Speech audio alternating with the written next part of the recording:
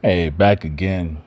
I wanted to speak on something in regards to when people mention about the out of the blue disrespect from your partner.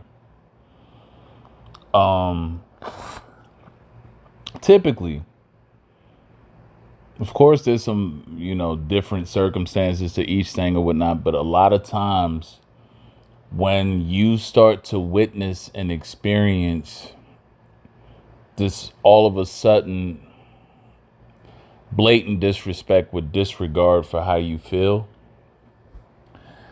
in most cases, they're already entertaining someone else. Let me tell you why this happens and how that comes about. Um, Y'all may have had spats before, argued before, and whatnot. And, you make up or whatnot. It would get both of you heated. You go through it's part of life and being with somebody, right? But the things to look for in the change is when the hitting below the belt starts to come in.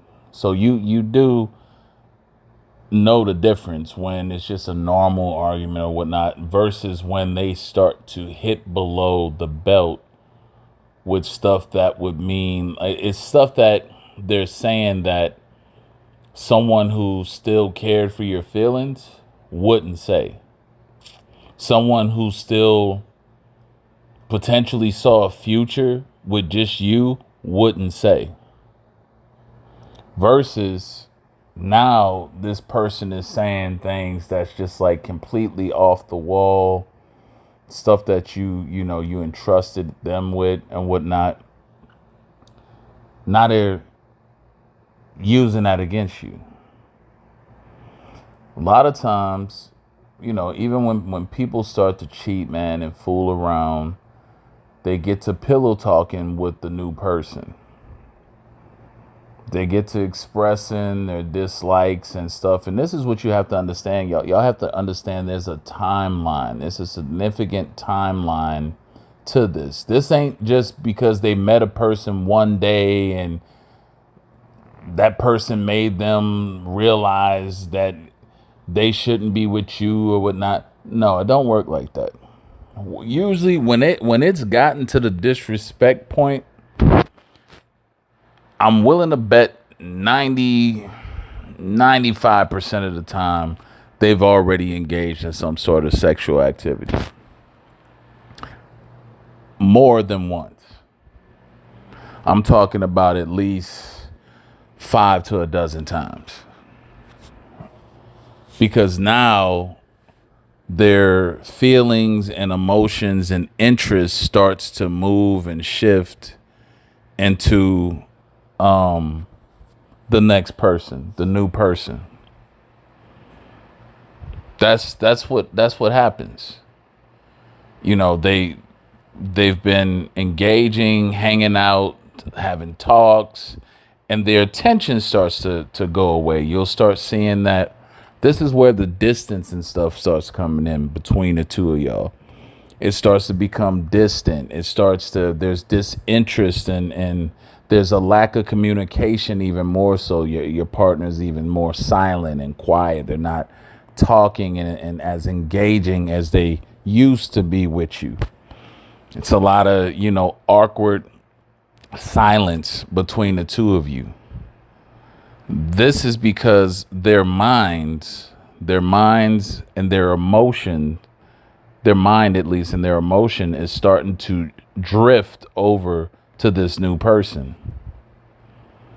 Yeah, that new person has their attention captivated. It's something new. And because it's always a thrill and a fantasy for the new person to be in the picture, right?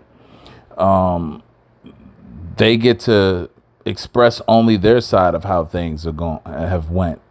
And the new person gets to shower them with, attention and concern and advice, and they get to bathe in the victimhood role. They get to bathe in that victim role, right?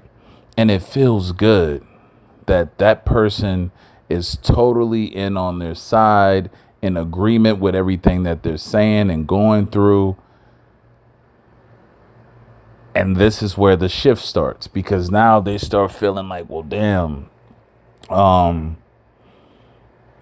over there with so and so, and they're not even acting this way with me, and we argue all the time, and they begin to convince themselves that they're doing the right thing by going about it that way. An initial console to be consoled turns into a sexual escapade. You know, especially if it's somebody they work with. A lot of people this is another thing for y'all, man. I just got to say it. A lot of people have work husbands and work wives. This has been going on since, you know, when women and men can work together, at least. Right? You got to imagine that they're around these people 8 hours of the day, right? In the productive daytime. When they come to you, when they get back, just think about this. When they come back to you, it's in the evening. They're tired. You guys probably have about, let's say it's a typical 9 to 6. You know, most people it's going to be 9 to 6 is 1 hour for lunch. Then the commute time. They're getting home probably about 6:30, 7. Eat, you know, shower, wind down. It's like 9, 10 o'clock at that point. The time that you have between you and the person that you're with, your partner, is going to be very minimum compared to a whole 8-hour day of that person spending time conversing, communicating, hanging out with. They're beating you in the time bracket. They're winning that time bracket. They're winning the communication aspect. They're winning the one-on-one, because around 9, 10, it's time to go to bed, right? You got to get up and get to work again, start all over. So the majority of the time that you're getting with your partner, you got to make up on a weekend, on a day off. You got to make the time y'all got or have on the day off. So you got 48 hours, you know, to match what she could or he could, either way, male or female, be getting in a 40-hour work week with their work wife or work husband. This is why this is why it plays out so much in this way. Because, hey, they got more time. And if you're ever getting into it, and if you ever, you know, start to have these, if you pay attention to the petty arguments is always a clear sign.